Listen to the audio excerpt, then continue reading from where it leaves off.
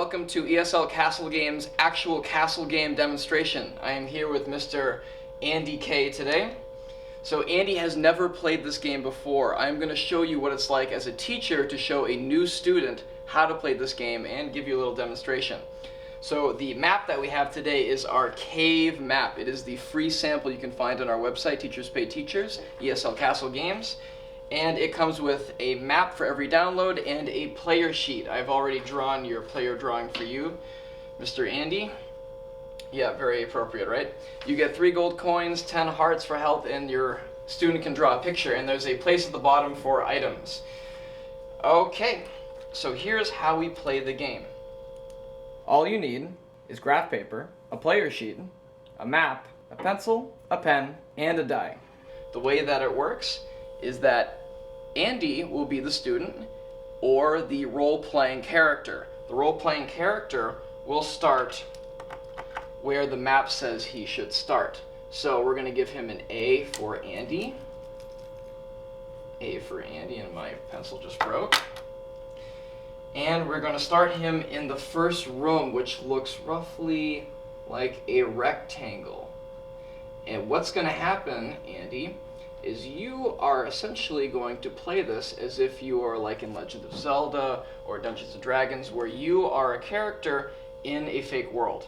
So in order to do things, you can ask me to do things, or you can say you can do things, and I'll tell you yes or no.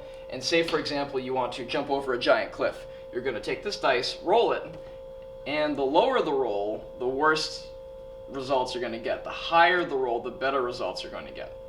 Okay?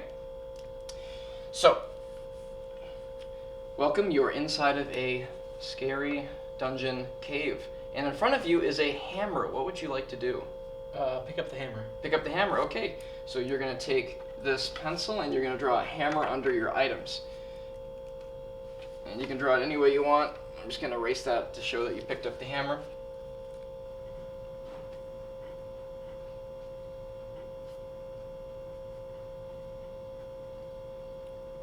Awesome. And there is a door at the end of this murky, cavey hallway. What would you like to do now? Hit the door with the hammer. Hit the door with the hammer. Yeah. Okay, you can hit the door with the hammer. You may roll the dice to find out how that turns out. 2. So you bring up the hammer, you hit it. It kind of hurts your hand a little bit because that was a stupid move. And then the door swings open. Would you like to go inside? I would like to go inside. Okay, so inside you go. So then as the teacher, you're going to take your map and you're going to look at the next room that they walk into. And you're going to draw the outline of that room. It doesn't have to be perfect, but as long as it looks something like it, it should be fine for the student. And inside, Andy, we have a room that looks like a big eye.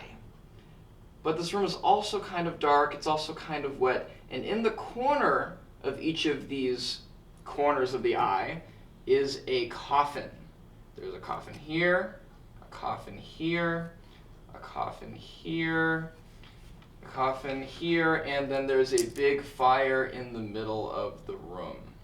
But you can easily walk around the fire. And at the end is a door with a keyhole.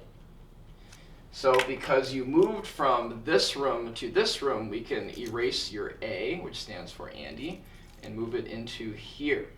So what would you like to do now? Look in the coffins. Which one? Look in this coffin. This coffin. So if you're with a student, especially one who is learning English, you want to use words like left, right, top, bottom right, things like that. I'm just picking on you because I want to make sure that everyone knows how to play this game and get the most out of it. So Mr. Andy will walk over to this coffin over here. And you want to open it? Yeah. Roll the dice. Because he has a large number, that means I can reward him for that. So, because you opened it up and got a 5, you get one of your hearts back. You find a heart inside of that coffin. But there is no key. I'm sorry, I used pen. I'm just going to draw another one for you. Okay, what do you want to do now? Look in the other coffin. Which one? Bottom right. Bottom right it is. So, Mr. Andy will walk over to here and he will open the coffin. You may roll the dice. 1. So as you lift up the coffin lid, a bat flies out and bites you on your neck. You lose another heart, so you're down to 9 hearts. Sorry, Andy. What do you want to do now? Well, I'm looking for that key, so I want to look in the top left coffin. Top left coffin. Okay, so you walk over to the top left coffin and you open the lid. 5. So Andy opens it up and he finds a gold coin. So you can put that in your gold coins. Gold coins are used for example, getting a hint from the teacher if you're confused, if you run out of all of your hearts and you want to get rejuvenated back to life with 1 heart, or gold coins could be used for prizes or things that you want to do in your classroom. Okay, so you did not find the key. What do you want to do now? I want to check the final coffin. Check the top right. Yeah, top right coffin. Top right. Okay, so as you go to lift the lid, you realize that it's very, very heavy and it won't come off. What are you going to do? I'm going to whack it with a hammer. There you go. Good idea. 2. So he whacks it with the hammer. Ow, although it kind of hurts his hand, he's okay, and the coffin opens up. So to make things more interesting and to get your student to learn more English, give them more challenges like, oh no, the coffin won't lift up, or something else is in the way, or maybe there's vines all over the coffin and you have to burn the vines off. Things that you can come up with that are creative. So you break the coffin open and inside is a key. If you look on the map, you can see that there's a key in the upper right-hand coffin, and you may add a key to your items. Or you can just use the key on the door, whatever you want to do. But it is a one-time key. So what do you like to do now? I'm going to use the key on the door. Okay. So Andy walks over to the door, and you don't have to roll the dice for that one. Oh, okay. Opens the door and walks into the next room. The next room is a large rectangular room, but going through the middle of it is a big river, and on the other side is a door. So let me draw that big river. It doesn't have to be perfect. I like using a multicolored pen because then it can emphasize the colors of things such as the river or the fire or the room. Andy walks into this room and he finds 2 crates by the doorway, and then there's a big river. Andy, what would you like to do? I'd like to open the left crate. The left crate. Okay. You may roll the dice. You find a heart inside of it. You may add a heart to your health. So now you're back to 10. What would you like to do now? I'd like to look in the other crate. Okay, roll the dice. 5. Because I've been giving him a lot of rewards, because 5 is also not a 6, which is the best, I'm just going to say that the crate is empty. Sorry. Okay, what do you want to do now? The river is like in the way, so... Do you want to test the river? Do you want to see if it's cold or hot or... Yeah, test the river. How so? See if I can swim across. So you're going to jump right in and swim across? Jump right in and swim across. All right, roll the dice. This is a big one. Oh. Ooh, you got a 1, so that's a very bad result. As you walk into the river, 2 piranhas grab either one of your hands, and you scream wildly, ah! And because it is 2 hands, I'm going to have to cross off 2 of those hearts. You're down to 8. Sorry, Andy. And you're back on the shore. What do you want to do? Let's see. I jumped right in. How about jumping over the river? It's a very long distance, and because it's a very long distance over the river, he'd have to get a 6 for it to be successful. Okay. You wouldn't tell the student that, but... I'll still try it. Okay, worth a shot. And he falls into the river, and it's a 3, it's average, so I'm going to take off 1 heart. Oh no, down to 7. Remember, guys, you don't want to die before you get to the end. Okay, I'm going to tunnel under the river. With what? I'm going to use the hammer to dig a hole. So usually when students give very improbable answers, a 6 is the only way that it can actually work, and you might not even want to give it to them then. Give it a shot. Doesn't work. Ground is too hard. What would you like to do? It's always good to encourage the student to look around the room for ideas. Oh, I want to look around the room. For what? For some wood. I wonder where you could find wood and planks. I want to take the hammer and take apart the crates. Okay, and what do you want to do with those? I want to build a bridge. Build a bridge. Roll the dice. He's a very good bridge builder. Luckily, in his former life in medieval times, he was a craftsman of some sorts. So, using his magic abilities, he can take these planks and build a wonderful bridge across to the other side and is safely there. You have made it across the bridge. What would you like to do now, Andy? Go through the door. Go through the door. Okay. So Andy will go through the door. Andy will enter a narrow hallway that kind of looks like a T. And it goes this way with the door. And it goes this way with the door. And then all the way up. All the way up.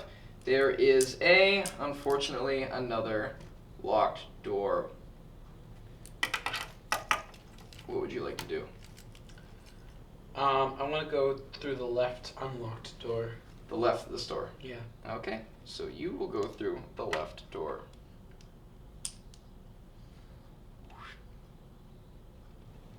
So, if you're the teacher, you see what's inside of this room. And because you see what's inside of this room, you probably know that something is going to happen. So, Andy, let me introduce you to your first enemy. So inside, Andy is behind a crate. But there is also an enemy with the number 1 on it. That means it has 1 hit points. 1 hit points. It is an archer. Because Andy walked in, and it's a new room, and the archer was waiting, I'd like you to roll to see what happens. See if the archer hits me. Yeah, there you go. So let's see how lucky you are. 3.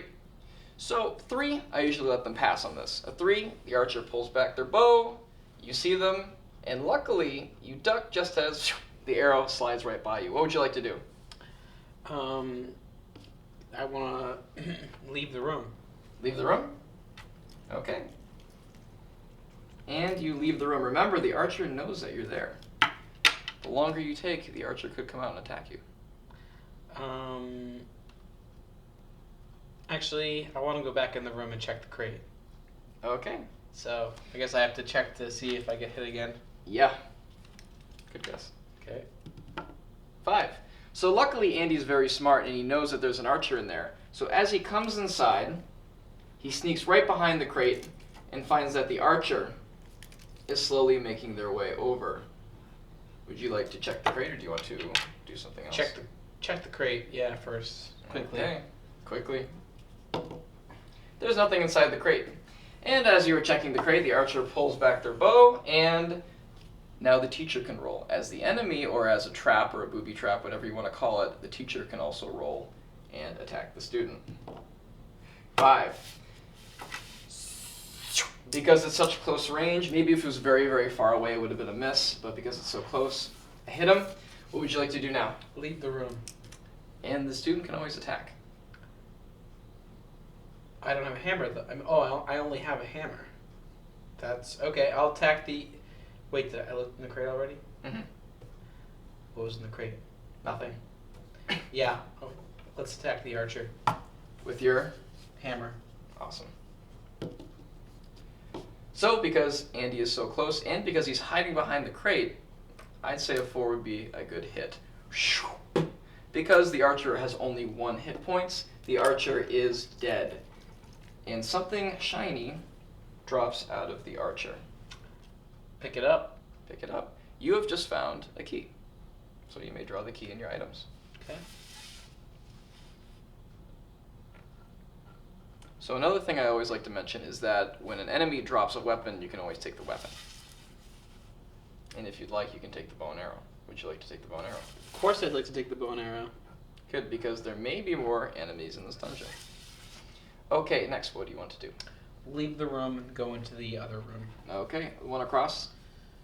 Actually, wait. Before I do that, try the key on the door. Okay, the key fits. Ding ding. It is broken, but you want to walk in? Yeah. Okay. You walk in and find another keyed door, but there's something between you and the key door. It is a blue fire that is blocking the way. What would you like to do? I gotta leave the room and go back to the other unlocked door. Okay, we'll explain what the blue fire is in a minute. I don't lose my key though. You do not lose your... Oh, you do. It worked on that one. So now you have to go find another key. So if I leave that room, I can't go back in? You can go back in. That door's gone, but there's Okay. still a door up here. Okay. So just like Yeah, in, go- say, Legend of Zelda, a key works for one door. Okay, I want to go into the other room. All right, Andy walks in the other room. It is a smaller room, but this room has a 1 hit point swordsman. Roll the dice to see how you do. He's waiting for me again? He's waiting for you. And as you walk in, he stabs you right in the chest. Ugh. Because it was a 1, I took away 2 hearts. I'm sorry, Andy. But now you may attack. It's your turn. I'd like to attack with the bow. Shoot it. Roll the dice. It was such a good shot. Hits him right in the head. The swordman is dead. And something shiny drops out of the swordman. I wonder what it could be. Pick up both the key and the sword. Put the key and the sword in your items list. And then what would you like to do after that? I'd like to go back to the hallway and look at the blue fire. Okay. So, Andy walks into the room with the blue fire. What would you like to do with the blue fire? You just want to look at it? I want to put the fire out somehow. What is the blue fire made out of? Do I know? No. Inspect the blue fire. Roll the dice. So as you inspect the fire, it gets a little too hot, and it burns a part of your hair. However, as you're putting out the flame, the fire says, this is a riddle fire. The fire will ask a question, usually a question that you've been going over in your class. There's a space for you to write it so that you can present it to the student when the time comes. So essentially I just give you a riddle. For example, what is the plural of goose? Geese. And the fire melts away. So that's what you do when you see a blue fire. You give your student a riddle. Or something like a question that's been on a quiz or something. I was gonna ask to use the gold coin in a second, so. Oh, and that would have been another great way to find out. But luckily the fire was talking. So, what do you want to do now? Use the key on the door. Use the key on the door, and the key fits. So now you enter a very big room. And inside this room, there is 2 treasure chests and a pond full of purple water. And then there are lots and lots of big rocks over here. What would you like to do? I'd like to look at these treasure chests. Look at the top left treasure chest. Top left treasure chest. Okay. So you walk over to the top left treasure chest, and you may roll the dice. 4. So these treasure chests, as you notice on the map, they don't have anything written with them. So essentially you can give the student whatever you feel is appropriate. If they roll low, you can give them nothing. It could be an empty treasure chest, or if they roll high, you can give them something. A 4 is kind of in the middle, so I'm not going to give you anything. Sorry, Andy. Would you like to try the other chest? Yeah. Andy tries the other chest. Roll the dice. Unfortunately, there is nothing inside that one either. That's a shame, because you're actually running out of health. Maybe I should have given you something, but too I was bad. gonna say 4 is pretty better than average. Yeah, it is. I was being really mean to you. All right. Okay, let's see. Inspect the purple water. Inspect the purple water. Okay, would you like to roll the dice? Yep. See how well his inspecting skills are. 6. Andy actually has seen this water before. He realizes that it has the power to melt very hard things. What would you like to do? Can I touch the water? Can I? Gold coin usage. Gold coin usage? Yep. Cross one off. Can I touch the water? Because you rolled so high and you used the gold coin, I'll say yes, you can touch the water, and it will not hurt you. Okay. I'm gonna jump in. I want to jump in the water and start kicking the water onto the rocks to melt the rocks away. Roll the dice. See how well you can kick. Because he rolled a 4, and because that's exactly what you have to do, the rocks melt, revealing a big door. What would you like to do? Inspect the door. Okay. Would you like to roll the dice? Yep.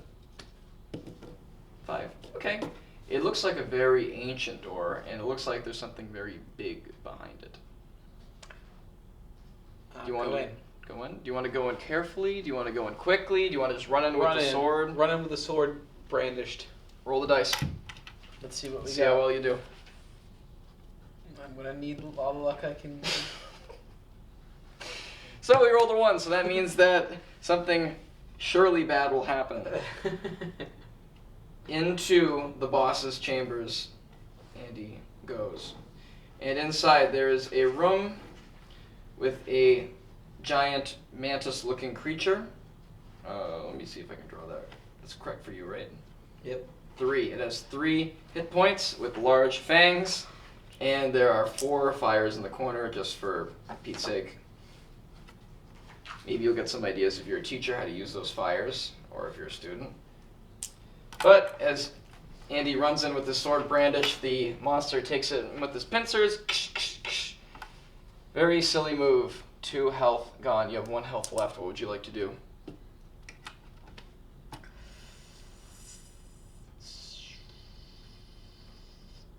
Run behind one of the fires. Run behind the left fire. Okay, roll the dice. As you run, the monster reaches its pincers out and... Would you like to use a gold coin to revive yourself? Yes. Okay.